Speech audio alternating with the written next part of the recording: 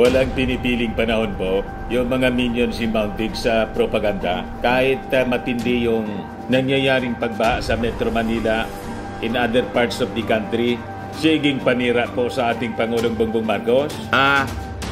Si Jason sa tinutuya mga kababayan yung ating Pangulong Bongbong Marcos. Sabi niya sa kanyang post, ang galing mo talaga Mr. President, lampas tao ang tubig, baha sa Tatalon at Rojas Districts. Tapos sabay quote ng sinabi ng ating Pangulong Bongbong Marcos sa kanyang zona na mahigit 5,000 na at 500 flood control project.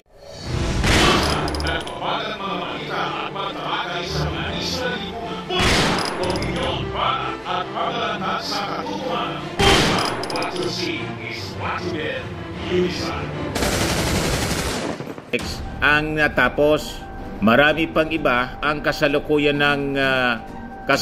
ginagawa sa buong bansa. Isabi nga natin sa ating post mga kababayan, yung ating Pangulong Bongbong Marcos, 2 years pa lang, gusto ninyong masolve agad yung napakalaking problema sa pagbabaha dyan sa Metro Manila. Hindi nga nagawa sa 6 years ni Digo.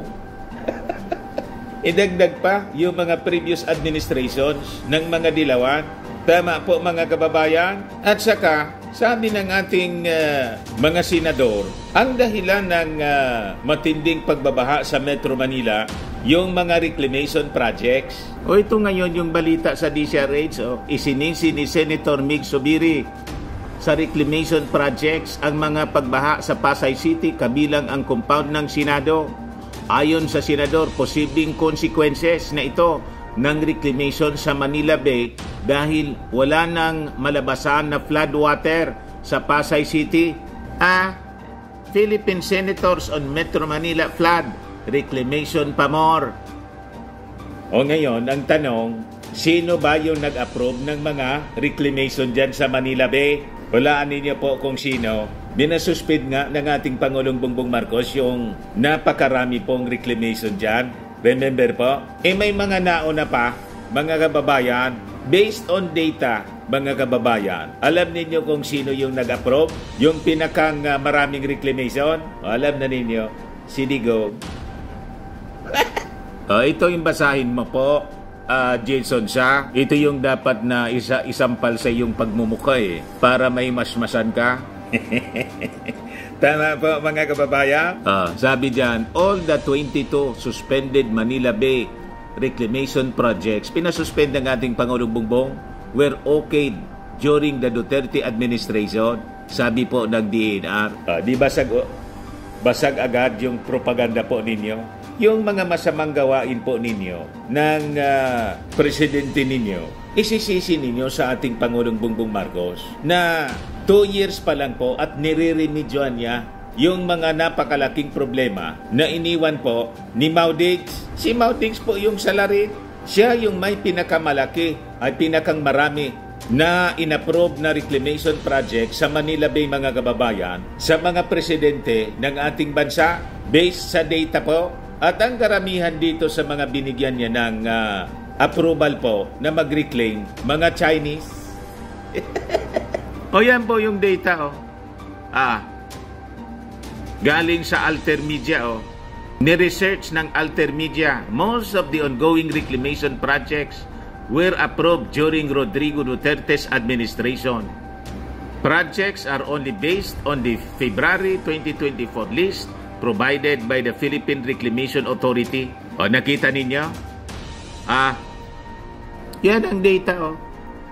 Si Ramos, si Estrada, kukunti lang yung na-approve. Kasi may batas po dyan. Arroyo, si Noynoy Aquino, kukunti din. Tingnan ninyo, mga kababayan, ang na-approve during the time of Maudigs, Duterte, yung ating Pangulo, mayroon din, pero kukunti lang. Nitong na-approve during the time of our President, Bongbong Marcos, galing pa sa panahon niya. Ni-review ng ating administrasyon ngayon. And in fact po, pinasuspend ng ating Pangulong Bongbong Marcos. Yan po. Sabi diyan, all the 22 of the Duterte administration approved reclamation projects in the Manila Bay are suspended. Sabi po ni DENR Secretary Loizaga. Yan po yung balita last year. August 10, 2023. The official said that upon clarification with President Ferdinand Bongbong Marcos. Sa inyo yung full story ng balitang yan, click subscribe muna dito sa ating YouTube channel and hit the notification bell para lagi po kayong updated sa mga kaganapan dito sa ating bansa. Like and share na rin po ninyo ang ating video at huwag na rin po ninyo na skip yung ating mga commercial ads para tuloy-tuloy lang ang pag-unlad ng Bagong Pilipinas. Sa mga nagana po ng malinis and spacious fitness gym, pumunta lang po kayo sa aming Colossal Fitness Gym. We also offer Grab Car Rental with our brand new 2023 model ng Toyota Innova. We also accept booking for those who are planning to travel via PAL, Cebu Pacific, and other airline companies, local and international, and bills payment for Meralco Bills, Aleco Bills, PLDT, etc. Ang Colossal Fitness Gym is located at 3rd floor Security Bank Building, Lanco Business Park, Legazpi City, Albay. For inquiries, look for Gilon Maravillas, contact number 0966-802-0949. Yan po yung aming Innova. Lagi na pong matao sa amin.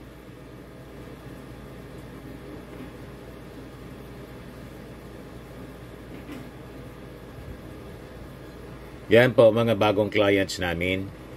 Napakaganda at colorful at napakalinis ng aming gym po. Pati mga foreigners po pumupunta sa amin, mga British tourist po sila dito sa Legazpi. Na-set up na rin po yung aming mga brand new gym equipment.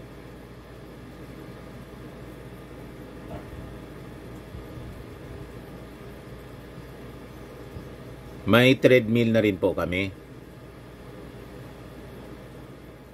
Ito naman po yung bago naming product na binibenta online. Eye Glow Serum, whitening po siya. Tingnan ninyo yung epekto sa aking anak na architect before and now. Yung mga inquiries po ninyo, dumiretso na lang kayo sa kanyang Facebook account, Riz Maravillas. Ito naman po, Firmax Firming and Lifting Cream, pinapahid po sa mga pulses in affected area. Mainam po sa paninigas ng mga kaso-kasuan. Ito naman po, Automax Radiant Serum. Sa mukha naman yung application, anti-aging po siya. You will look 10 years younger than your age. Sa mga cancer patients naman po, baka lang gusto ninyo itong itry. Neng siya red mix fruit drink. Hindi mo po siya gamot, food supplement siya. Kaya lang, gawa siya mga kababayan sa goji berry. Yung goji berry may anti-cancer properties. O ngayon, yung mga inquiries ninyo, dumiretso na lang kayo sa aming messenger sa Facebook para masagot namin agad. Ayos pa? Ayos na ayos niya, Mr. Maravilla. Boss Junior, who said on Wednesday that one project was allowed to push through. All current projects at Manila Bay are under review. Lahat po ito had been previously approved under the PRA, Philippine Reclamation Authority, in the previous administration. Duterte administration. Ano kayo ngayon, Jason Sa? Tapos, ituturo ninyo ang ating Pangulong Bongbong Marcos. Hinahanapan ninyo ng flood control project. No amount of flood control projects in 2 years po would solve the problem na ginawa ni dating Pangulong Digong. Kasi yung labasan ng tubig sa Manila Bay, naharang na lahat dahil sa inapprove na reclamation projects ng amo mo. Di ba? Masyado kayo. Turo kayo ng kung sino-sino. Ang nakaturo sa inyo, 3 daliri nakaturo sa inyong sarili. Ayan po ang balita ngayon. Philippine Senators on Metro Manila Flood Reclamation pa more. So ito niya yung consequence ng walang habas na reclamation sa Manila Bay, sabi po ng senador. Babaha at babaha na palaagi dyan sa atin tuwing uulan ng malakas. Sabi naman po ni Senator Joel Villanueva, isinisi niya rin mga kababayan sa reclamation ang massive flooding, widespread flooding sa Bulacan, his hometown. Sabi niya, imagine for the past 2 years including this year, we have this 1 billion a day flood control budget for the Department of Public Works and Highways alone. 1 billion a day. Please tell me if anyone here can see at least an improvement sa mga baha. You see, mga kababayan, so kung naghanap kayo ng sisisihin, huwag yung ating Pangulong Bongbong Marcos. Nasa receiving end lang siya sa mga ginawa, mga kababayan, ng previous administration. Tingnan ninyo, mga kababayan, yung naging consequence ng reclamation project na inapprove ni Digong. Ayan po, nasa bubong na yung mga tao sa grabing pagbaha. Ayan po, matindi. Napakalalim ng baha. San Mateo Rizal po ito. Ganyan katindi po. Mga bubong po yan. Ng mga bahay. Inabot na yung bubong. Ayan po. You see? Yan, sa Marikina River po. Yan. Atindi. Santa Mesa, Manila. Mga bata po nire-rescue. Third alarm na po. Yung Marikina River, 20.6 meters na po as of 4 p.m. Yan, San Antonio, Quezon City. Ito yung bus, mga kababayan, na stranded. Yung mga pasahero, nasa bubong na. Second floor po, inabot din. Ito sa loob ng classroom ng University of Santo Tomas. Flooded sila po. UST sa Manila. Ito sa Pearl Drive, Fairview, Quezon City. Yan po ang sitwasyon. Ito yung sitwasyon sa loob ng UST. Yan. Grabe din yung baha sa loob ng UST, Manila. Ito yung lumubog na bus sa Espanya. Natin, mga mima, mga sir. Yan Ayan. Yung mga pasahero daw, na-rescue na din. Sa Araneta Avenue pala siya. Nakita niyo po kanina sa live ko. Ito, University of Santo Tomas pa rin to po. Nag-submerge siya. Ito po sa Barangay Apolonio, Samson, Quezon City. Ayan po ang sitwasyon. Hanggang bubong. Hanggang bubong siya po, mga kababayan. Ito naman po sa San Montalban Heights sa Rizal. Ayan po. Grabe po.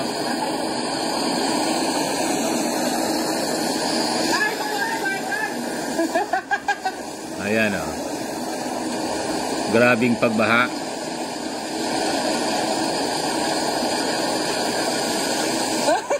Grabe.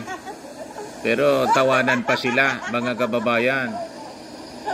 157. Ganyan kalakas, galing sa bundok daw yan. Rumaragasa sa kalsada. Ito naman po, Araneta Avenue.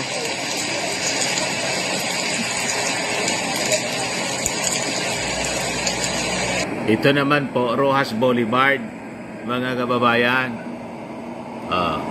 Courtesy ng Manila Bulletin. Aerial view. Daanan dito. Yan po. Rojas Boulevard, Manila. Rescue operation po sa Santa Mesa, Manila. Ganyan katindi. O ngayon, nasaan ang Pangulo? Yan ang laging tanong po, mga kababayan ng mga nausog. Ito yung ating Pangulo. Sabi ng ating Pangulo, I have directed immediate coordination with the LGUs and the NDRMC to evacuate communities affected by Typhoon Karina, while the DSWD continues to provide food, shelter, and assistance to those in need. We will also ensure proper coordination before releasing water from dams to protect people from downstream impacts. With our SOPs in place, we are fully prepared to support and ensure the safety and well-being of everyone. Yung Pangulo mismo ang nagpipreside po ng NDRRMC meeting. Kausap niya si DILG Secretary Abalos and other disaster officials. Sabi po ng Presidential Communications Office sa kanilang release ng information, nakanda ang alagang 2.88 billion pesos na standby fund, maging ang 193.67 million pesos na inilaan para sa pagdikas ng mga posibleng maapektuhan ng Typhoon Karina. Dagdag pa rito, nasa 4,467 na tauhan ng Bureau of Fire Protection at Coast Guard ang naka-standby para sa search and rescue and retrieval operations. Yan po yung announcement nila kanina. Yan po ang data, mga kababayan. Nasa evacuation centers na mga families at yung mga tulong, mga kababayan, na pundo.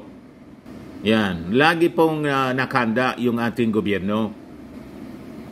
O ngayon, ang tanong, nasaan si Inday? Si Inday po, sabi dito sa balita ng Manila Bulletin, lumipad. Ayan po si Inday. BP Sara, family, fly to Germany. Yan ang report po ng Manila Bulletin. Vice President Sara Duterte Carpio flew to Germany with her family and mother early morning on Wednesday. The Vice President was seen at the Ninoy Aquino International Airport, Terminal 3, with their husband and their children and Mother Elizabeth Zimmerman. Kaya sabi po na nag-post, just in, Sara Duterte nakaalis na sa Philippine Area of Responsibility. Parang bagyo. Hanap kayo ng hanap sa ating Pangulong Bongbong Marcos kung nasaan.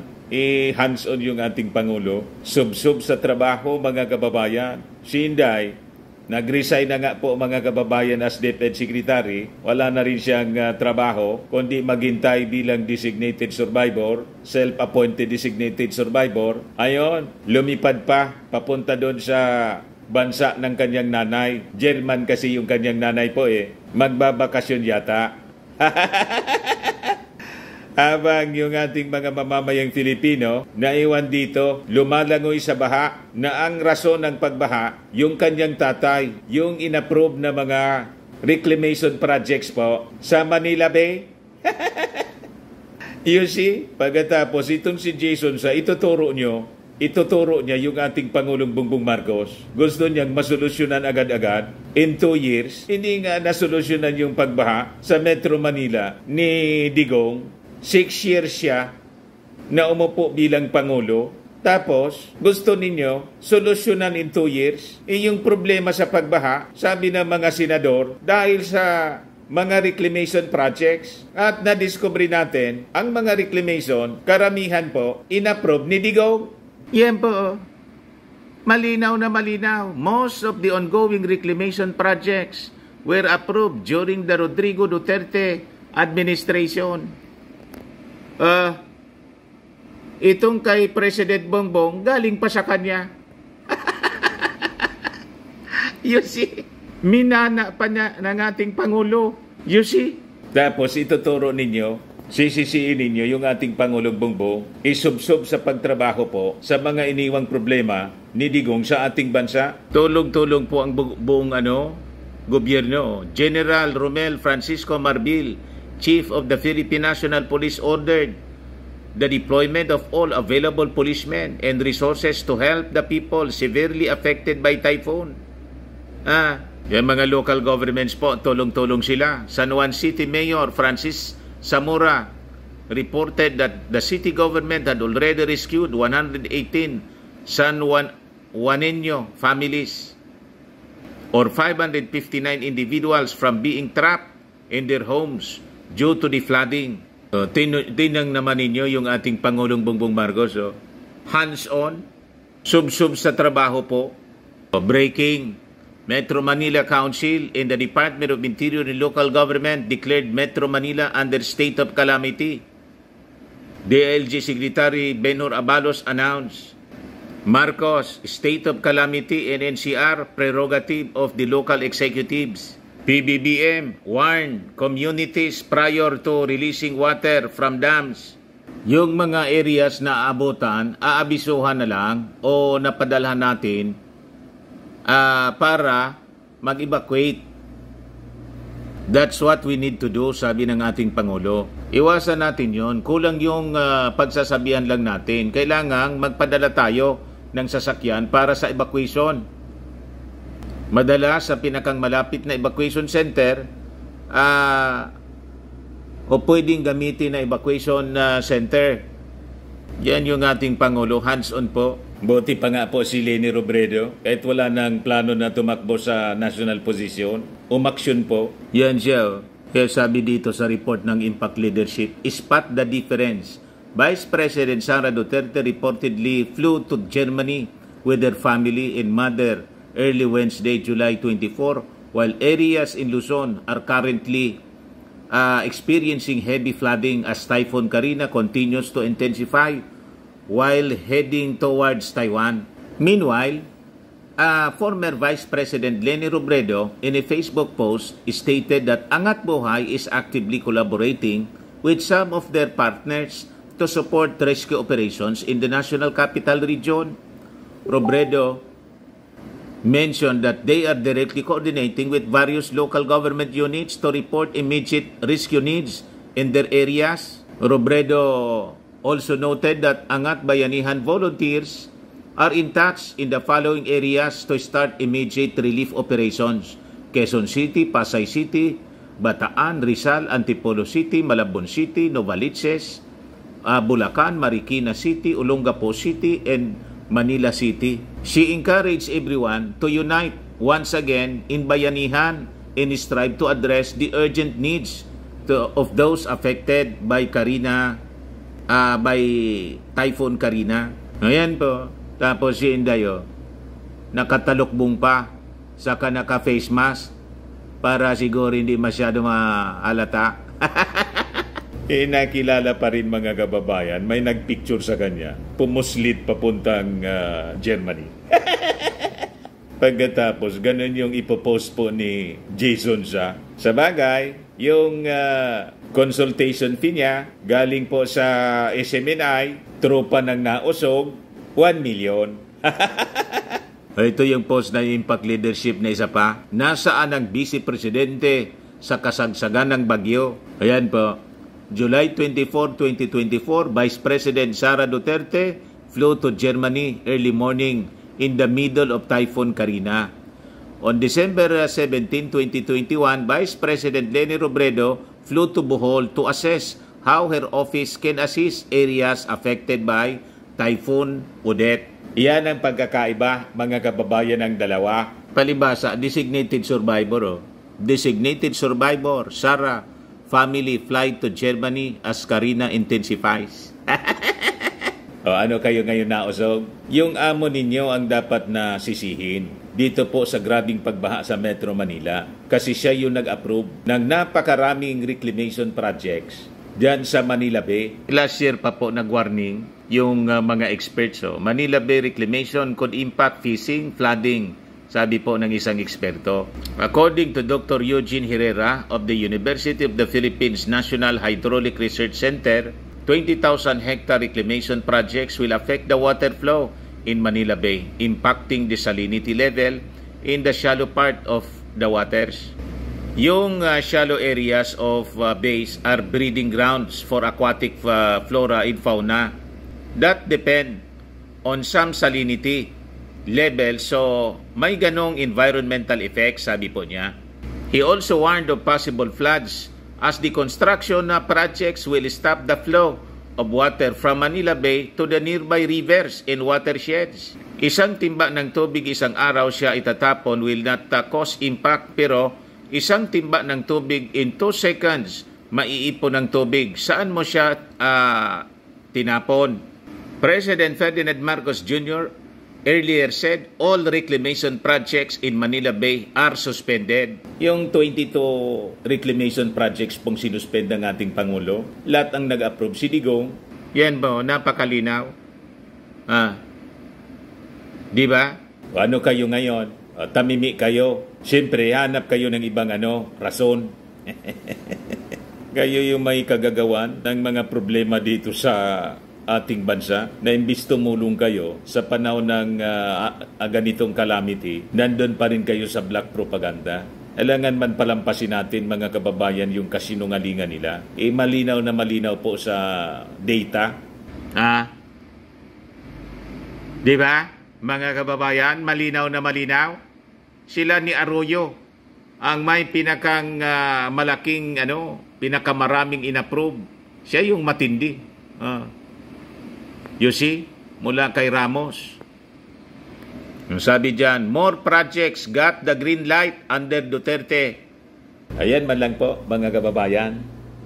Ingat na lang yung ating mga kababayan sa Metro Manila. Tulong-tulong na lang po sa pag-recover dito po sa tumama sa ating baha. And I think yung ating Pangulong Bongbong Marcos, sa nangyaring ito, magkakaroon siya ng major policy change. Siyempre, magsasagawa siya ng inspection, aerial inspection, actual inspection dito sa mga flooded areas. Right now, nasa command conference siya palagi. Kausap yung mga disaster officials kasi nasa kasagsagan pa tayo ng pagbabaha, yung rescue operations muna at pamimigay ng tulong. Di ba?